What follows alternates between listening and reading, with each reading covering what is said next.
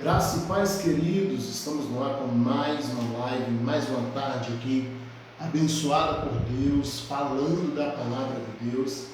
Eu tenho certeza que esse será mais um momento abençoadíssimo, como tem sido a cada sábado à tarde, e nós louvamos a Deus por essa oportunidade de estarmos aqui. Você que já está conosco, permanece aí coladinho, a gente vai estar junto aqui até às 6 da tarde, e aproveita para compartilhar, manda para frente, leva para mais e mais pessoas. Eu tenho certeza que muitas vidas poderão ser abençoadas através do seu Face, da sua rede social, certo? Aproveita para curtir nossa página, segue aí PRG Isel Santos, tanto no Facebook, quanto no YouTube, quanto no Instagram.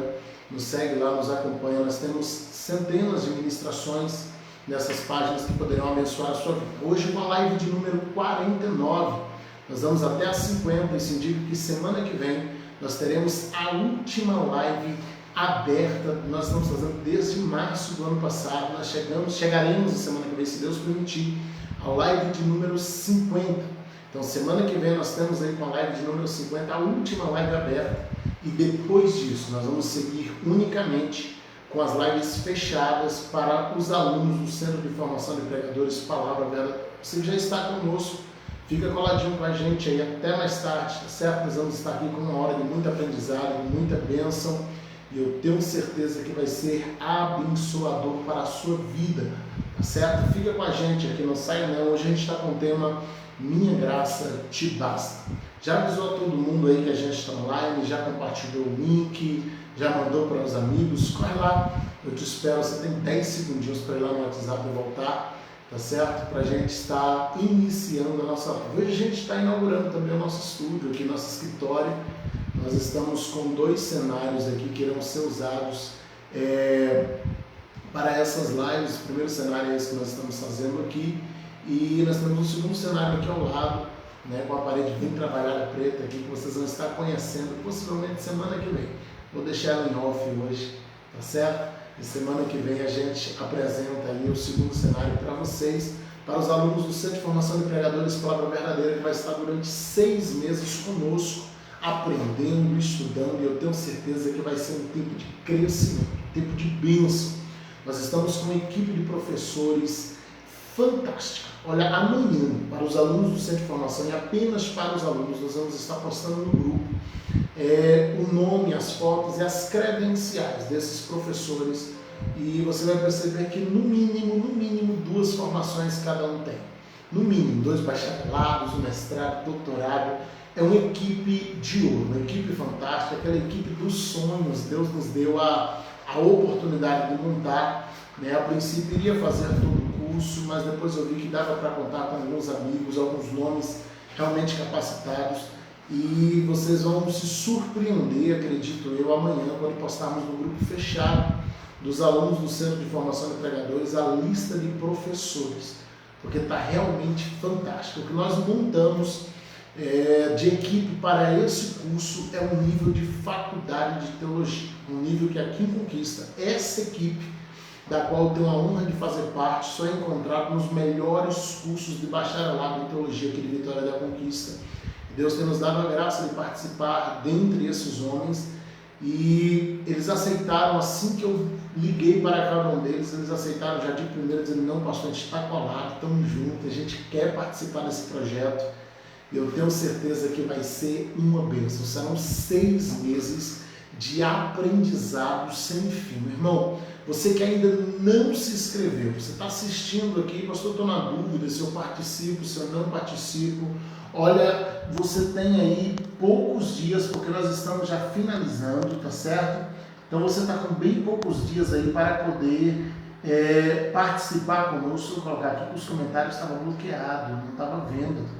E pronto, chegou agora para mim.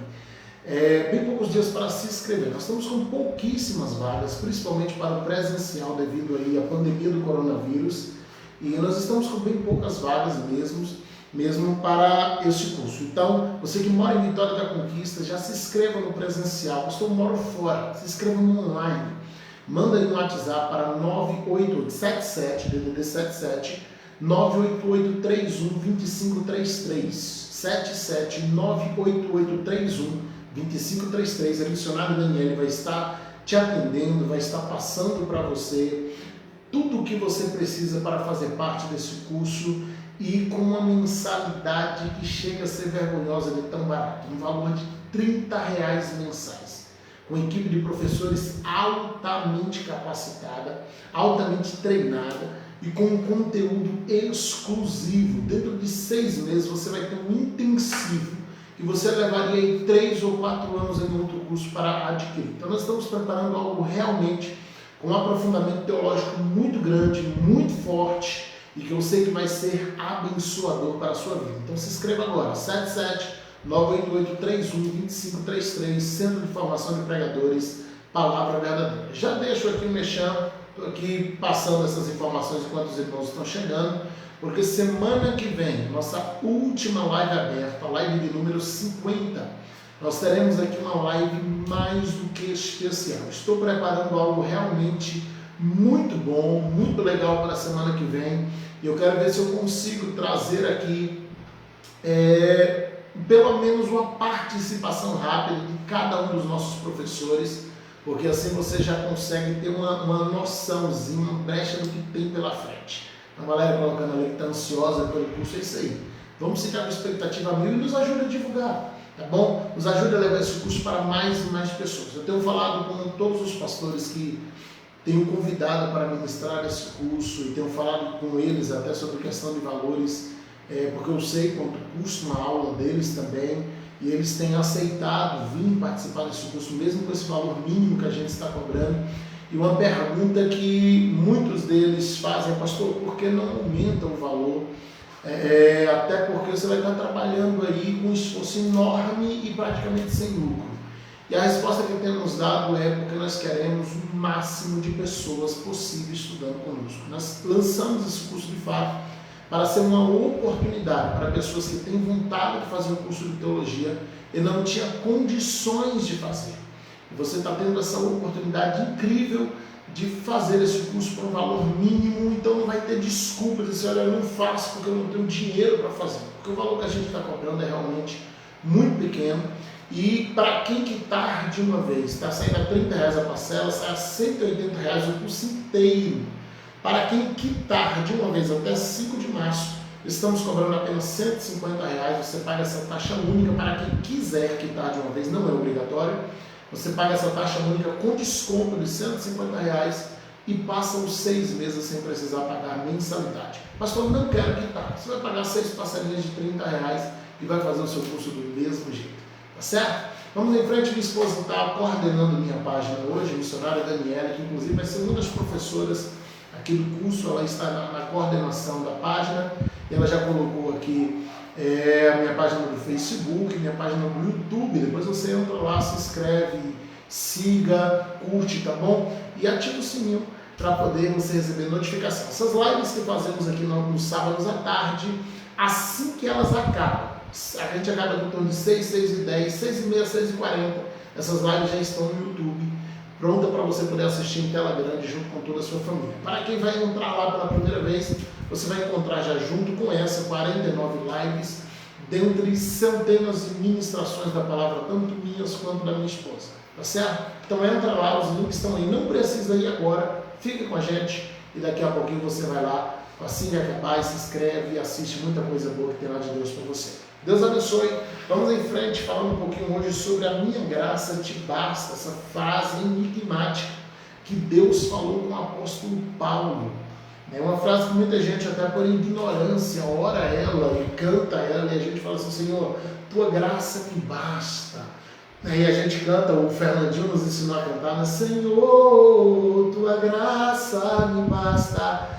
E a gente canta isso sem entender de fato o que essa frase significa. Eu quero falar um pouco sobre isso hoje, para que você compreenda o significado real dessa frase e veja se você realmente quer isso, se você deseja isso, está apto para poder cantar e orar essa frase como a gente imagina que ela tem um significado e talvez não seja bem isso que ela signifique. Vamos ler o texto, 2 Coríntios capítulo 12, versículos 7 ao 10. 2 Coríntios capítulo 12, versículos do 7 ao 10. Você que ainda não pegou a Bíblia, a hora é agora. Pega a Bíblia, caneta e papel e vamos juntos para mais uma aula.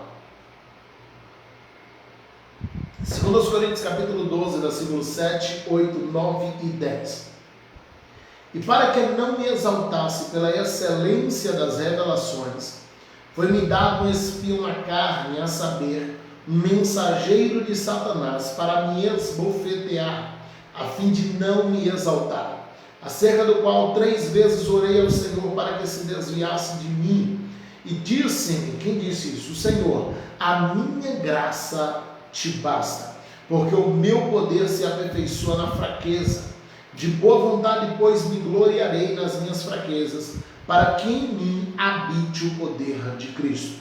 Por isso sinto prazer nas fraquezas, nas injúrias, nas necessidades, nas perseguições, nas angústias por amor de Cristo, porque quando estou fraco, então estou forte.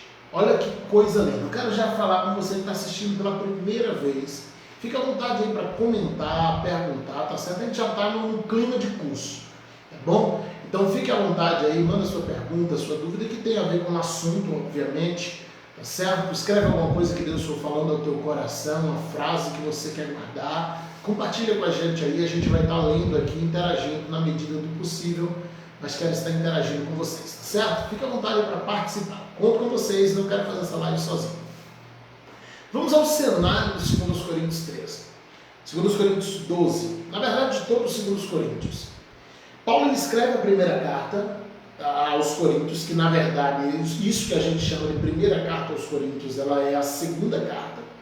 A verdadeira primeira carta, ela se perdeu, nós não tivemos acesso a ela ao longo da história e ela foi sendo destruída e foi perdida, enfim, desgastada com a história, então nós não temos a primeira carta de Paulo aos Coríntios. Isso que nós chamamos de primeira carta é na verdade a segunda, mas vamos de primeira carta do jeito que está em nossa Bíblia e dá menos confusão. Ok? Ele escreve a primeira carta, e para quem já leu, se você já leu a primeira carta de Paulo aos Coríntios, ela é uma pancada atrás da outra. Paulo ele fala, critica os pecados que estavam acontecendo bem debaixo do nariz de todo mundo em Corinto, ninguém repreendia. Paulo ele vai falar sobre a bagunça na organização do culto, na verdade a desorganização do culto, que estava completamente bagunçado. Paulo ele fala sobre a briga interna que os irmãos estavam tendo, dizendo eu sou de Paulo, de Apolo, de Cefas, enfim, toda essa confusão que eles estavam fazendo entre eles, e Paulo vai chamá-los de meninos e de carnais. Paulo vai criticar o fato de que eles estavam levando uns aos outros em juízo, fazendo queixa na delegacia da cidade, processando uns contra os outros, por causa de problemas que aconteciam dentro da igreja. Paulo vai dizer, por acaso não há entre vós alguém que seja capaz de mediar isso? Vocês não têm pastor, não têm líder para procurar, que o irmão tem problema dentro da igreja e vai prestar uma queixa, abrir um processo escandalizando o nome de Jesus. E Paulo vai criticar uma série de desorganizações, o uso desordenado dos dons, a bagunça na hora da ceia, onde quem chegava mais cedo se embriagava, comia tudo, e os demais ficavam sem cear. De fato, a igreja de Corinto não era da mais fácil, isso já ficou muito claro para a gente. E Paulo vai criticar todos esses problemas que esses irmãos estavam causando dentro da igreja, vivendo dentro da igreja. E ele faz uma série de críticas, e o próprio Paulo, na segunda carta, ele vai dizer que muitos irmãos ficaram ofendidos por essas críticas. E ele vai sendo criticado. Porém, nesse intervalo, Paulo visita Corinto. Ele passa de passagem em Corinto e ele toma uma decisão. Uma decisão que pode ser questionável para alguns, mas foi a decisão de Paulo. E ele fala, olha, presencialmente, eu não vou exortar, eu não vou criticar, porque eu já falei o que eu tinha que falar na carta, e eu quero chegar lá e ter uma visita de paz, eu quero ter uma visita tranquila, eu quero ter uma visita sossegada, então eu não quero chegar lá arrumando briga, arrumando confusão, chegar lá e ficar brigando, não, eu quero visitar os irmãos e estar em paz. E quando Paulo vai visitar a igreja de Corinto, os irmãos se armam, esperando que ele vai chegar e dar pancada do jeito que ele fez na carta, mas ele não faz. Então acontece que ele fica ali poucos dias, visita os irmãos, uma visita muito rápida, cordial, traz palavras de amor, de libertação e vai embora. E agora começa o murmúrio daqueles que estavam preparados para revidar os ataques que eles achavam que Paulo iria fazer. Só que Paulo não fez. E eles vão começar a dizer o que está descrito em 2 Coríntios capítulo 10, versículo 10. O que está escrito em 2 Coríntios 10, 10? Eles falam assim, olha, nas suas cartas você é grave e forte, mas na presença do corpo você é fraco e desprezível. Eles começam a dizer a Paulo, você é valentão escrevendo carta. Você é valentão do outro lado, mandando carta para a gente, mas quando vem aqui, você não encara. Quando vem aqui, você não tem coragem de comprar briga. Quando vem aqui, porque na verdade eles queriam uma confusão. E Paulo não compra a confusão deles. Paulo não entra na briga deles. E eles começam a dizer, não, você é muito bom à distância. Eu queria que você tivesse falado aquilo aqui, pessoalmente. Mas Paulo diz, não, eu optei por não fazer. Se você continuar lendo o capítulo 10 de Coríntios, você vai, de 2 Coríntios, você vai ver Paulo dizendo, não, mas foi uma opção minha em não fazer. Foi uma opção minha em não exortá-los pessoalmente, porque eu não queria entristecê-los, eu não queria que a minha presença aí fosse sinônimo de tristeza. E é interessante porque a segunda carta de Paulo aos Coríntios, ou melhor, essa que nós temos por segunda, vamos assim pôr para facilitar o entendimento, é uma carta em que Paulo apresenta todas as suas fraquezas. Eles mais uma vez esperavam Paulo arrumando briga e dizendo, não, eu sou forte, eu vou provar que eu sou forte, eu vou provar que eu sou bom, eu vou provar que eu não engulo essas palavras, mas não, Paulo de novo escreve uma carta. E dessa vez por carta ele vai apresentar a grandeza da fraqueza do crente. Você consegue entender essa frase? A grandeza da fraqueza do crente. Olha que coisa espetacular. Paulo começa a dizer, não, eu vou vos apresentar aqui a grandeza da fraqueza. Mostrar a importância de ser fraco. Por quê? Porque os irmãos estão dizendo, Paulo é fraco. Paulo não é esse fortão todo. Paulo não é esse cara que a gente acha que é o perfeitão. Não, Paulo tem problemas e Paulo agora vai apresentar uma carta. Onde nessa carta, nessa segunda carta, ele apresenta a sua humanidade. E aqui eu já quero abrir um parêntese para a gente falar sobre isso. Queridos, o maior erro que a gente comete em nossos dias é justamente de tentar mostrar que somos perfeitos.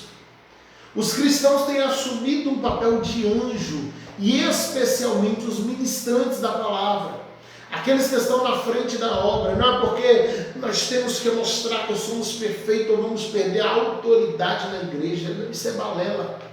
Nós temos que mostrar perfeição, ou os irmãos não nos respeitarão. Paulo escreveu uma carta inteira falando de fraqueza. Uma carta inteira mostrando o quanto era importante para ele ser fraco. Simplesmente ser fraco. Uma carta inteira para celebrar as suas fraquezas. E ele vai finalizar dizendo, porque quando eu estou fraco, aí eu estou forte. A razão pela qual eu já falei isso aqui em outras oportunidades, quando um cristão, quando um pastor cai, muitas vezes a igreja cai junto, muitas vezes a igreja se destrói, a igreja se acaba, a igreja se desvia, e quando eu falo de igreja eu falo de pessoas. A razão pela qual isso muitas vezes tem acontecido é justamente porque esses pastores tentam passar a ideia, tentam passar o vislumbre de que eles são perfeitos.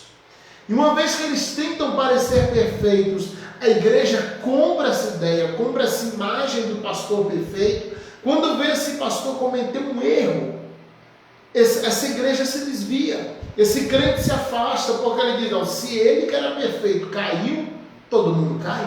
Se ele que era santo caiu, todo mundo cai. Só que na verdade ele não era santo. Na verdade ele não era perfeito. Na verdade ele não era melhor que os outros. Ele era só alguém que Deus colocou na posição de liderança. Eu estou hoje como pastor de uma igreja, mas eu preciso cuidar da minha salvação como qualquer crente. Eu preciso fugir do pecado como qualquer crente, eu sou tentado como qualquer crente, eu estou sujeito à queda, sujeito às mesmas paixões, como a Bíblia fala de Elias. Elias, homem sujeito às mesmas paixões que vós, orou para que não chovesse, não choveu, orou para que chovesse, a chuva tornou a cair. O que a Bíblia está dizendo? Ela vai falar sobre a grandeza dos milagres que Elias operou, e ela antes fala da fraqueza de Elias. Para dizer, olha, que fique claro que o poder que ele operou aqui não é porque ele era melhor do que vocês, mas porque a graça o alcançou. Mas porque ele foi alcançado pela graça, porque ele foi rendido pela graça, porque a graça estava com ele, porque o Senhor operava no meio dele. Né, irmã, colocando aqui, nós somos o corpo e trabalhamos juntos. Então a igreja e o líder, ela sofrem as mesmas tentações, e a igreja precisa entender isso. O pastor precisa entender isso para não vender essa imagem de perfeição que ele não tem. E a igreja precisa entender que ele não é perfeito para não cobrar dele também uma perfeição que ele não é capaz de dar. Uma perfeição que só Jesus pode ter. Então a gente precisa ter esse cuidado. E Paulo escreveu uma carta mostrando suas fraquezas, mostrando sua consciência. Por quê? Porque Paulo ele tinha consciência, como ele vai falar em todo o capítulo 10, capítulo 11, capítulo 12, que apesar da excelência das revelações que ele recebia, apesar da excelência das revelações que ele tinha, mas ele entendia que na carne ele era humano. Na carne ele era um ser humano passivo de erro, passivo de queda, como qualquer outro. Olha o que Paulo escreve aos Romanos, no capítulo 7, versículos 18 ao 25. É interessante essa escrita de Paulo, porque quando Paulo escreve aos Romanos, ele ainda não tinha ido em Roma. A igreja de Roma não conhecia Paulo pessoalmente. Olha que coisa impressionante. A igreja de Roma ainda não conhecia Paulo. Então, o primeiro contato espiritual e humano que eles estão tendo com Paulo é a carta à igreja de Roma. Então, se Paulo está escrevendo uma carta, meu irmão, se você está escrevendo uma carta para um desconhecido e está querendo pregar para essa pessoa, está querendo ganhar essa pessoa, qual é a última coisa que você vai escrever? É sobre pecado, sobre os seus pecados. Eu estou escrevendo uma carta para exortar alguém que não me conhece, que eu não conheço, eles ouvem falar de mim, eu ouço falar deles, eu escrevo uma carta de ensino e vou ficar falando nessa carta sobre meus pecados, mas aí eu vou me queimar. Aí se eles já não me conhecem, não vão querer me conhecer. Mas Paulo ele era tão livre, e eu acho isso muito lindo. Ele era tão liberto, tão tranquilo quanto a tudo, que ele vai escrever aos Romanos o seguinte, capítulo 7, versículo 18, porque eu sei que em mim, isto é, na minha carne, não habita bem algum. E com efeito, o querer está em mim, mas não consigo realizar o bem. Porque não faço o bem que eu quero, mas o mal que eu não quero, esse eu faço.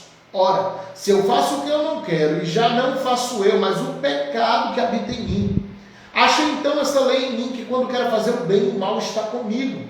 Porque segundo o homem interior tenho prazer na lei de Deus, mas vejo nos meus membros outra lei, que batalha contra a lei do meu entendimento e me prende debaixo da lei do pecado que está nos meus membros. Miserável homem que sou, quem me livrará do corpo desta morte? Dou graças a Deus por Jesus Cristo nosso Senhor, assim que eu mesmo com entendimento sirva a lei de Deus, mas com a carne a lei do pecado. Ele está escrevendo para uma igreja que não o conhecia, e ele escreve dizendo, miserável homem que sou, quem me livrará do corpo dessa morte? Porque eu querendo fazer o bem, eu só faço mal. No meu homem interior eu planejo, no meu espírito fazer tudo certo, mas o meu corpo comete pecados. Olha o que Paulo está escrevendo para uma igreja que não conhecia, para uma igreja que só ouvia falar dele. Ele começa, no nosso linguajar moderno, ele começa a se queimar, a dizer, olha, eu vou contar para vocês, eu tenho pecados. Eu vou contar para vocês, eu cometo erros. Eu vou contar para vocês, eu cometo muitas falhas. Olha, eu preciso contar para vocês, eu não sou perfeito. Olha que coisa impressionante. O que é isso, pastor? Isso é liberdade espiritual de alguém que entendeu que a igreja precisa idolatrar e adorar somente Jesus. A igreja não pode me idolatrar. A igreja não pode me ver como aferidor de medidas. A igreja não pode me ver como diferente dela. Do contrário, eu não terei crédito para pregar a ela. Afinal de contas, eu estou acima do risco. Mas a verdade é que não, que nós cometemos erros e falhas da mesma maneira. Que nós cometemos pecados do mesmo jeito. E Paulo fazia questão de deixar isso muito, mas muito claro. Paulo fazia questão de esclarecer isso de uma forma muito pessoal, de uma forma muito íntima, mesmo a desconhecidos, porque ele entendia que estavam pregando a palavra de Deus. Agora, olha essa continuidade aqui. O texto que nós lemos lá em Coríntios 12, versículo 7. Ele vai falar sobre um espinho na carne. E para que eu não me exaltasse pela excelência das revelações, foi-me dado um espinho na carne, a saber, o mensageiro de Satanás, para me esbofetear, a fim de não me exaltar. É interessante essa história do espinho na carne, porque eu ouço muitos teólogos tentando adivinhar qual seria o espinho na carne de Paulo. Não qual seria, eu fico tentando descobrir, eu fico tentando saber, eu fico tentando isso, tentando aquilo outro, e é muitas suposições, muitas ideias erradas sobre esse espinho na carne, quando na verdade a Bíblia já fala. A gente fica tentando buscar chifre na cabeça de cavalo, quando a Bíblia é muito clara. A Bíblia já fala, Paulo ele fala exatamente o que ele queria falar, ele não faz arrodeio. Ele diz, olha, não foi me dado um espinho na carne, a saber, ou seja, eu vou dizer que espinho é esse, um mensageiro de Satanás, um homem mau, um servo do diabo, que me esbofeteia, a fim de eu não me exaltar. Paulo ganha um inimigo que é humano, ele fala sobre isso aqui, e esse homem começa a agredi-lo todas as vezes que o encontra. Esse homem começa a bater em Paulo sempre que os dois têm um encontro na rua. E Paulo começa a entender que esse homem é um mensageiro do diabo, que ele foi enviado pelo diabo para fazer isso. Mas ele entende também que tudo isso foi uma permissão de Deus. Para quê? Para que ele não se exaltasse por causa da excelência das revelações que ele estava recebendo. Paulo começa a receber revelações tão grandes, tão grandes e tão grandes, que ele começa a se sentir poderoso. Ele começa a achar, olha, se eu orar cai fogo do céu, se eu pedir, Deus mata qualquer um, se eu orar acontece milagre na hora. Aí surge um homem que começa a bater nele, surge alguém que começa a esbofeteá-lo, começa a agredi-lo, começa a humilhá-lo. E ele vai falar sobre isso no versículo 8. Eu orei sobre isso, acerca do qual, ele coloca agora aqui, já no artigo, tratando de gênero masculino, acerca do qual 3 vezes eu orei ao Senhor para que se desviasse de mim. Ou seja, ele orou, ele clamou por 3 vezes, pedindo, Senhor, faz esse homem sair do meu caminho. Imagino que orava antes de sair de casa, ou na hora da oração, às 9 da manhã, meio-dia, 3 da tarde, como os judeus oravam, e ele clamando, dizendo, Senhor, tira ele do meu caminho, eu vou passar em tal rua, desvia ele de lá, não deixa ele estar lá, arranca ele da minha frente. Ele vai clamando a Deus por isso, para que Deus tire esse homem do caminho dele, para que ele se desvie dele. E a resposta que Paulo recebe no versículo 9, ela é uma resposta terrível, apesar da gente usar esse versículo sem compreensão do que ele realmente está falando. Porque o que Deus responde para Paulo é, e disse-me, a minha graça te basta, o meu poder se aperfeiçoa na fraqueza. Paulo estava se sentindo poderoso pela excelência das revelações. Mas de repente surge alguém que ele diz, eu te repreendo, e o homem não é repreendido. Olha, Deus vai te punir, o homem não é punido. Deus vai te tocar, Deus não tocava no homem. Parece que esse camarada era blindado. E ele vai para o joelho e diz, Deus, o que está acontecendo? Porque o Senhor não responde, porque o Senhor não enfrenta ele, porque o Senhor não tira ele do meu caminho. O Senhor diz, Paulo, a minha graça te basta. Só que essa frase que o Senhor está falando aqui é graça salvífica. A gente interpreta graça como unção. Só que unção e graça são 2 coisas completamente diferentes. A gente aprendeu a chamar unção de graça. A graça que é apresentada é a graça salvífica. Quando o Senhor está dizendo, a minha graça te basta, Ele está dizendo, Paulo, esteja feliz, porque eu já te salvei.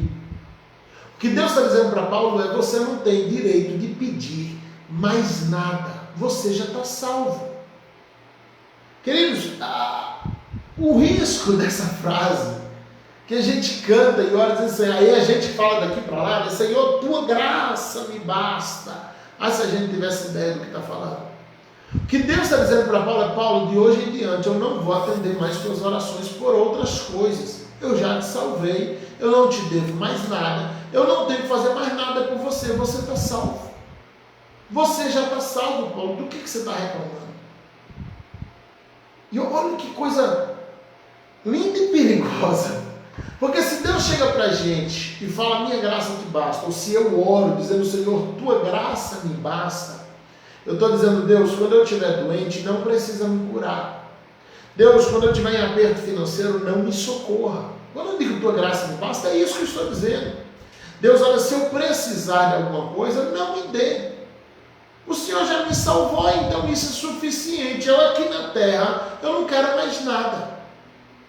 É justamente isso que Deus está dizendo para Paulo. Eu já te salvei. Eu não tenho mais obrigação de te curar, de abrir porta para você, de te socorrer, de te livrar desse homem, de te livrar de ninguém, Paulo. Tu está salvo. A minha graça te basta, ou seja, a salvação que eu te dei precisa ser suficiente na tua vida. E aqui eu já abro um parêntese para a gente falar sobre isso aqui. Será que, e aí eu pergunto a mim mesmo, se o Senhor parasse hoje de nos atender, se o Senhor parasse hoje de nos dar resposta, se o Senhor falasse para a gente hoje que nunca mais Ele atenderia a nossa oração, que nunca mais Ele atenderia a nossa súplica, que nunca mais Ele atenderia nosso clamor, que a gente ia ter que viver unicamente pela alegria de saber que somos salvos, qual seria o nosso comportamento daqui para frente como cristão? Será que a gente conseguiria se manter firme, forte, dizendo, não, Deus, tranquilo, o Senhor não vai me atender mais, o Senhor não vai falar mais comigo, mas eu estou firme, pode ficar à vontade, que não precisa me dar mais nada, eu sou crente, eu estou firme. Porque a gente está muito acostumado a servir a Deus baseado em bênçãos. A gente está acostumado a servir a Deus baseado naquilo que Deus pode nos dar, daquilo que Deus pode fazer por nós. Mas a gente valoriza muito pouco a salvação que já foi dada. A gente valoriza muito pouco a salvação que já foi entregue. A salvação que já foi concedida. Então eu pergunto nesse quesito, se o Senhor falar assim, eu não vou dar mais nada, eu não vou te conceder mais nada. A minha graça, a minha salvação já é seu tudo. Está suficiente para você continuar crente? Se essa bênção pela qual o Senhor, você está clamando a Deus, Deus fala assim, eu não vou te dar, porque eu já te salvei, e eu não te devo mais nada, eu não vou conceder isso que você está chorando há 2, 3 anos, eu não vou dar, você continua firme, porque é o que Deus está falando com Paulo. É muito fácil dizer, quem nos separará do amor de Deus, a morte, a vida, a altura, a profundidade, a largura, o comprimento. A gente usa o texto de Romanos e a gente completa dizendo nada, porque é isso que a Bíblia diz, nada nos separará do amor de Deus. E eu reafirmo a palavra, nada te separará do amor de Deus. Agora, invertendo essa frase, ao invés de perguntar o que te separará do amor de Deus, eu pergunto o que separa Deus do teu amor. Porque nada me separa do amor dele. Altura, profundidade, largura, comprimento, morte, vida, riqueza, pobreza, doença, saúde. Ele continua me amando. Ele não está interessado nas minhas coisas. Agora, Deus continua me amando, independente de qualquer coisa. Será que eu continuo amando a Deus, independente de qualquer coisa? Será que eu continuo amando a Deus se Ele falar que não vai me dar mais nada? Se Ele falar que não vai me conceder mais bênção, que não vai mais atender minhas orações, que não vai me conceder mais coisa nenhuma? Porque Ele disse isso a Paulo. Ainda que Deus não o abandonou, e Deus atendeu a oração de Paulo muitas vezes depois disso, mas nesse dia o Senhor disse a Paulo, a minha graça te basta. A minha graça te é suficiente. E Paulo não se desviou, Paulo não esmureceu, Paulo não se alegrou. Não, Paulo pelo contrário, Paulo se alegrou. Ele vai escrever a igreja de Éfeso, em Éfeso capítulo 2, Efésios capítulo 2, versículos 1 ao 5, diz assim, Ele nos vivificou, estando vós mortos em ofensas e pecados, em que no outro tempo andaste segundo o curso desse mundo, segundo o príncipe das potestades do ar, do Espírito que agora opera nos filhos da desobediência, entre os quais todos nós também antes andávamos nos desejos da carne, fazendo a vontade da carne, dos pensamentos, e éramos por natureza filhos da ira, como os outros também. Mas Deus, que é riquíssimo em misericórdia, pelo seu muito amor com que nos amou, estando nós ainda mortos em nossas ofensas, nos vivificou juntamente com Cristo. Ele fecha no versículo 5 de Efésios 2 dizendo: pela graça sois salvos. Paulo aprendeu a valorizar a salvação, e ele disse: ele nos ressuscitou estando nós mortos, ele nos amou estando a gente afundado no pecado, ele nos chamou e nos honrou sem a gente merecer absolutamente nada.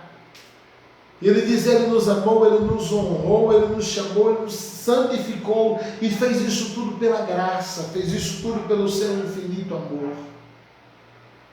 E agora o Senhor está dizendo para ele: Paulo, você vai ter que se contentar com essa graça, você vai ter que contentar com essa salvação, você vai ter que me servir satisfeito, porque você vai para o céu. Agora, Paulo aceitou essa proposta. A questão é: nós aceitamos, nós aceitaríamos, nós realmente queremos isso, nós estamos prontos para dizer a Deus: não, tudo bem, tua graça me basta, eu estou satisfeito, está tudo certo, o Senhor não me deve mais nada, não precisa me dar mais nada. Será que eu estou pronto para dizer isso para Ele? Ou será que eu não ficaria questionando, dizendo: se o Senhor não vai me abençoar, eu não vou servir. Se o Senhor não vai me abençoar, eu não vou fazer mais nada. Se o Senhor não vai me abençoar, então esquece, porque de hoje em diante eu não te sirvo mais. De hoje em diante eu não faço mais nada pelo Senhor. Mas Paulo, pelo contrário, ele continua no versículo 9, depois de descrever o que Deus tinha falado. Em 2 Coríntios 12, 9, a continuação, que diz assim: de boa vontade, não é obrigado. Não é porque alguém me obrigou, eu de boa vontade. Ele acabou de ouvir: minha graça te basta. Ele diz: de boa vontade, pois me gloriarei nas minhas fraquezas, para que em mim habite o poder de Cristo. Porque quando o Senhor fala na parte A, dizendo: a minha graça te basta, Ele também fala: o meu poder se aperfeiçoa na sua fraqueza. Então Paulo entende esse mistério. Ele fala assim: olha, de boa vontade agora, eu vou me gloriar por eu ser fraco. Ele escreveu toda essa carta para a igreja de Corinto, para chegar nesse versículo. Diz: se vocês estão me chamando de fraco, me reclamando que eu sou fraco, que eu tenho pecado, que eu tenho fraqueza, que eu não sou bonzão, que eu não sou santo. Ele diz: de boa vontade, com muita alegria, eu vou me gloriar por ser fraco. Eu vou me exaltar dizendo: eu me glorifico, eu sou fraco. Qual é a sua principal característica, Paulo? Eu sou fraco. Por que ele diz isso? Porque Deus disse para ele: o meu poder se aperfeiçoa justamente na tua fraqueza.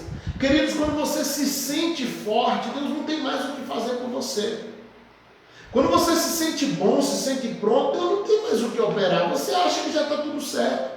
Você acha que já deu o resultado. Você acha que já fez o que tinha que fazer, já recebeu o que tinha para receber. Então Deus não tem mais o que operar na tua vida.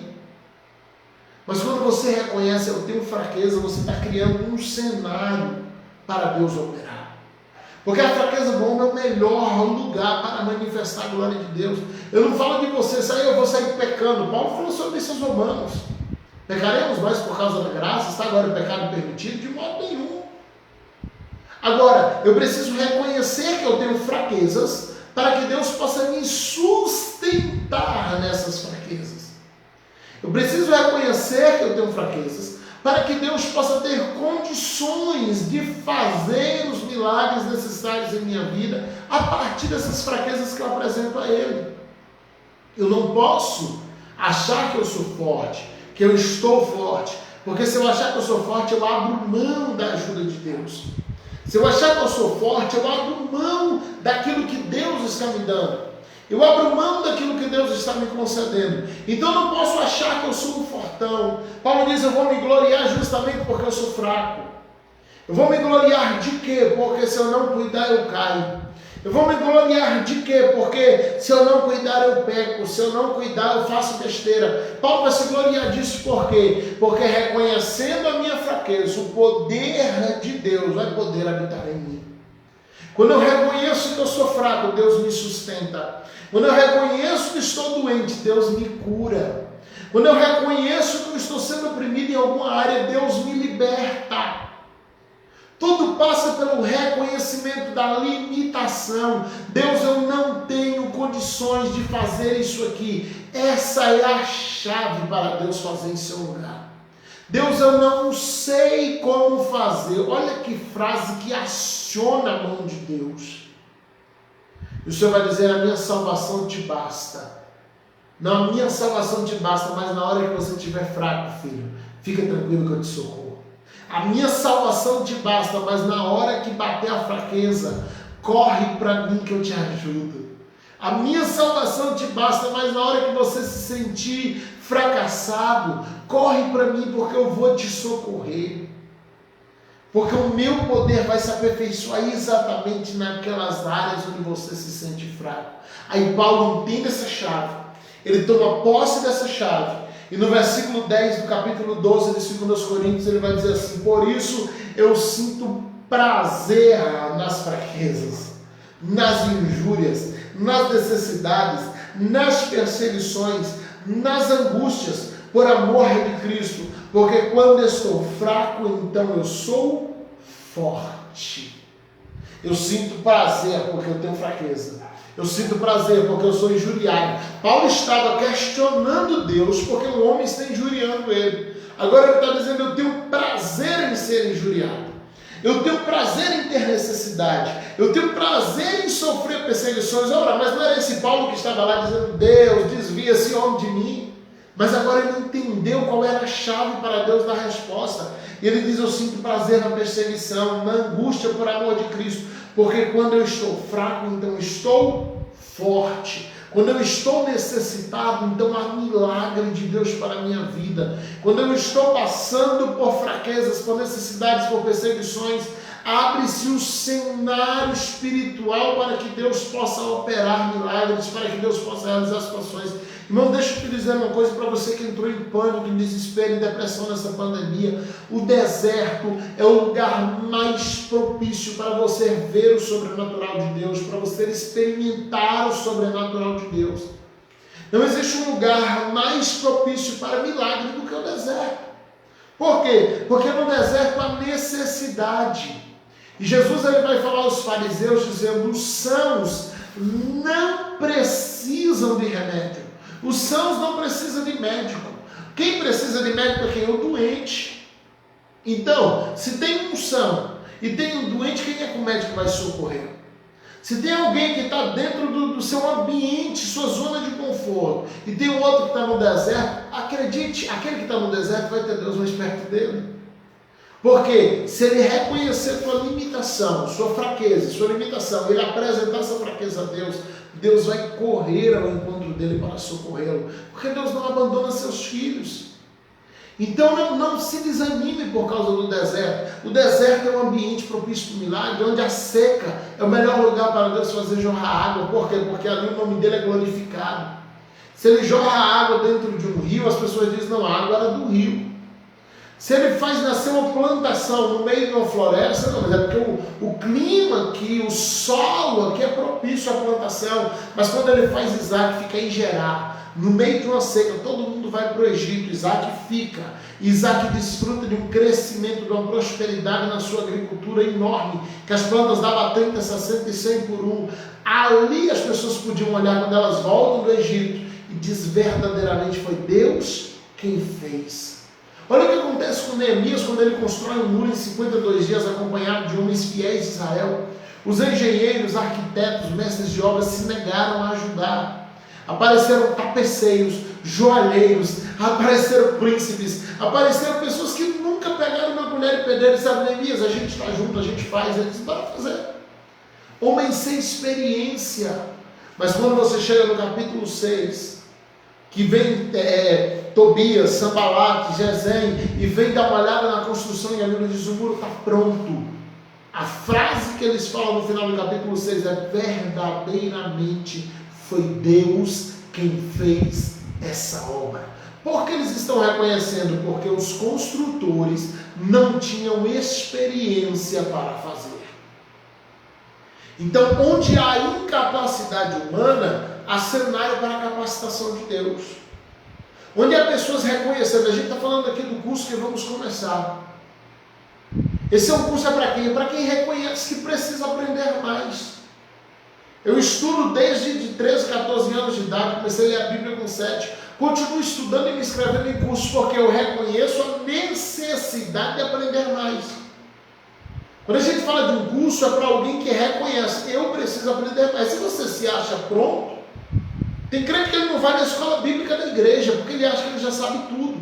Ele gosta de pregar, ele gosta de ensinar, mas ele não senta para ouvir ninguém. Deus não pode te usar, mesmo que Ele queira. Muitas vezes te usa por causa de uma alma que está no culto e precisa ouvir a palavra, mas Deus não tem prazer em te usar, porque você não exerce um princípio de honra. Você se sente um autodidata espiritual, não é porque eu sei de tudo, Deus revela as coisas diretamente para mim. Não, meu irmão, senta para escutar alguém. Você acha que Jesus não podia pregar para Cornélio? Você acha que o anjo que o Senhor enviou na casa de Cornélio não podia falar para ele as mensagens do Evangelho? Mas o que é que o Senhor fala? Vai lá no Jope e chama Pedro. Pedro vai pregar para você. O Senhor não teria condições de pregar para Cornélio? Aquele anjo não poderia? Poderia. Mas ele está ensinando para Cornélio um princípio de honra, dizendo: você vai sentar e ouvir alguém que está mais preparado que você.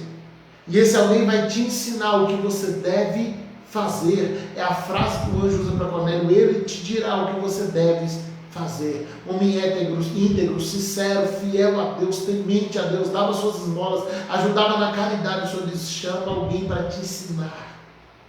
Você já tem vida comigo, mas tem coisas que você precisa aprender por meio do homem. Tem coisas que a gente vai receber diretamente de Deus, mas na maioria das vezes Deus vai usar outra pessoa para ministrar sobre a tua vida, porque o dom não é para a minha edificação, o dom é para a edificação da igreja. O dom que Deus me dá não é para edificar a mim. O único dom que a Bíblia diz que edifica aquele que tem é o dom de línguas. Quem ora em línguas edifica-se a si mesmo, é o que Paulo vai escrever aos Coríntios. Primeira carta, capítulo 12, capítulo 14 também. Mas os demais dons, eles são para a edificação da igreja, não é para uso pessoal. É por isso que eu sempre preciso de outro que tenha aquele mesmo dom para ministrar sobre mim. E eu ministro sobre a vida de outros, e o Senhor ele vai selando a igreja nesse quesito. Paulo escrevendo, ele vai dizer assim: olha, a igreja, a gente ouviu muito da pandemia agora, né? Eu sou igreja. Na verdade você não é, você é um membro da igreja. A igreja é um corpo. Paulo diz: nós individualmente somos membros do corpo de Cristo. Na individualidade somos membros. A igreja junta é o corpo. Você não é igreja, você é membro do corpo. Membro do corpo. O corpo é a igreja como um todo. Aí Paulo vai mais além para ver se fica desenhado, né? Porque parece que até hoje a gente não entendeu. Ele fala assim: a orelha não pode dizer eu não preciso do nariz, o nariz não pode dizer eu não preciso da boca, a mão não pode dizer eu não preciso do pé. Ele está dando logo uma tacada nos desigrejados. Ele fala assim: ei, você que acha que não precisa estar com os outros, você é só uma orelha, um nariz, uma mão, um pé, você não tem o direito de dizer que não precisa dos outros.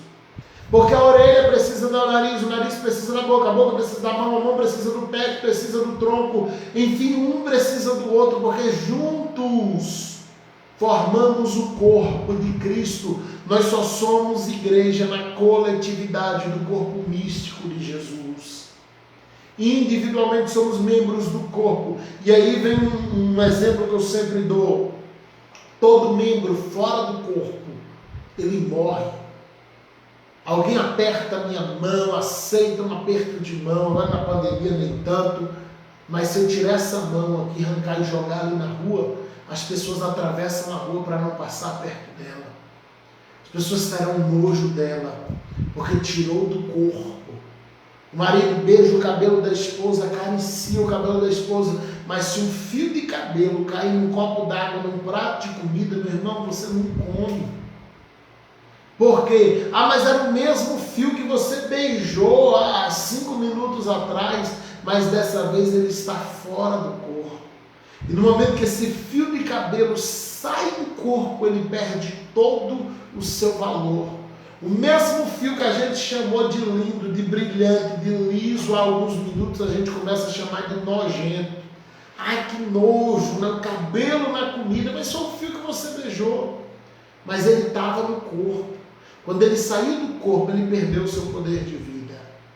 Então fica no corpo. Se mantenha no corpo. Você é membro do corpo. Você não é igreja. Esse papo que se criou na pandemia, eu sou igreja, é uma ideia errada, biblicamente errada. Eu sou membro da igreja, o corpo de Cristo é a igreja como um todo. E um membro não pode dizer que não precisa do outro, ou se crê assim, rasga a tua Bíblia, porque você não está seguindo o que diz a palavra de Deus. Então volta aqui para o que a gente estava falando. Se você tem fraqueza, se você tem limitações, pastor, eu sou a pessoa mais fraca que eu conheço. Eu não tenho força para nada, o poder de Deus vai se aperfeiçoar justamente nessa fraqueza. É nessa fraqueza, se você permitir, que Deus vai começar a te usar nela. Que Deus vai começar a te levantar nela. Que Deus vai fazer coisas sobrenaturais na sua vida por meio dela. Então, quando você está fraco, é aí que você está forte. Se você entrega essa fraqueza na mão de Jesus. Não é simplesmente eu pegar minha fraqueza e entregar ao diabo. Não, eu pequei porque a carne é fraca. Pecado não é vitamina. Carne fraca, dê jejum e oração para ela. Pecado nunca foi vitamina para carne fraca. Jesus ele vai dizer assim, a carne é fraca, mas o espírito está pronto. Se você correr para o espírito, a carne é vencida.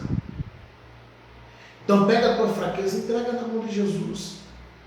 Não ajoelha para orar sendo o pastor, o obreiro, o presbítero, o missionário. Não, Senhor, aqui quem fala é teu servo. Não. Quando dobrar seu joelho. Lembra de Romanos 7? Paulo escrevendo, miserável homem que sou. Eu até tento fazer o bem, mas eu pratico o mal. Eu até tento fazer o correto, Senhor, mas eu acabo praticando o erro. Quem me livrará do corpo dessa morte? Ah, Deus, como eu sou miserável no meu corpo, como eu cometo erros, como eu cometo falhas. Paulo ele vai se desmanchar diante de Deus e da igreja de Roma naquela carta. Quando você dobrar o seu joelho, apresenta as fraquezas a Deus. Deus, eu tenho nojo desse pecado que eu cometo, mas eu não consigo parar, me ajuda. Deus, eu não gosto disso aqui, eu não concordo com isso que eu estou fazendo, mas eu não consigo parar, me dá forças. E o Senhor vai começar a te fortificar. Ele vai começar a te ajudar. E quando você menos esperar, você já venceu. Porque o Senhor te dará forças para isso. Então, fica com essa palavra. A graça de Deus, a salvação dele, é o maior prêmio. E na verdade foi a única coisa que ele veio nos dar quando veio à terra. Todo o resto é brinde. Todo o resto é brinde. Ele veio no mundo para poder nos salvar. Agora, para aqueles que apresentarem limitações e fraquezas a ele, você vai desfrutar da manifestação do poder de forma sobrenatural na tua vida. Fica com essa palavra, guarda no teu coração, esconda ela diante de ti. Tá certo? Sábado que vem, nossa última live aberta, 5 horas da tarde. Estaremos aqui ministrando nossa última live aberta sábado que vem. Depois vem um sábado de folga, dia 27 não teremos live. E a gente já retorna no dia 6 com a turma online. Para você que é morador de Vitória da Conquista, dia 8 com a turma presencial. Você que está assistindo a live e ainda não se inscreveu no curso, manda um WhatsApp aí para 77988312533. 77988312533. O missionário Daniel vai te atender, vai fazer tua inscrição. Não fica de fora. Terão 6 meses de muita bênção, com uma equipe de professores fantástica, maravilhosa, repleta de bacharéis, mestres e doutores em teologia. Então nós estamos com uma equipe de ouro aqui, uma equipe que, como eu falei anteriormente, essa equipe junta, não sei nem se alguma escola aqui de Conquista tem essa equipe junta, essa equipe que nós montamos aqui, acredito que não. Geralmente tem 2 ou 3 deles separados. E é uma equipe que está a nível de faculdade teológica. vai ser uma equipe de ouro. Amanhã eu vou estar passando para os alunos as credenciais dos nossos professores. Eu quero que você atente bem para as formações deles, porque é algo espetacular. Uma equipe que Deus nos concedeu de formar aqui e que está realmente a um nível de bacharelado de faculdade teológica. Então, dia 6 de março, começa a nossa equipe presencial. Minha esposa mais uma vez colocando por intermédio da minha página aqui, minhas páginas do Facebook e do YouTube. Entra lá, se inscreve, ativa o sininho, segue, curte e vem com a gente para ser ministrado e ouvir muita palavra boa, palavra de Deus no seu coração. Até sábado que vem com a live especial, live de número 50, nossa última live aberta. E eu tenho certeza que vai ter muita surpresa. Nós estamos preparando uma live fantástica para você. Eu tenho certeza que Deus vai falar muito ao teu coração nessa última live aberta que nós vamos fazer depois de um ano, gravando lives aqui por intermédio da página Palavra Verdadeira. Centro de Formação de Pregadores, Palavra Verdadeira, faça sua inscrição, estude conosco. Que Deus te abençoe em nome de Jesus. Até sábado. Fica na paz.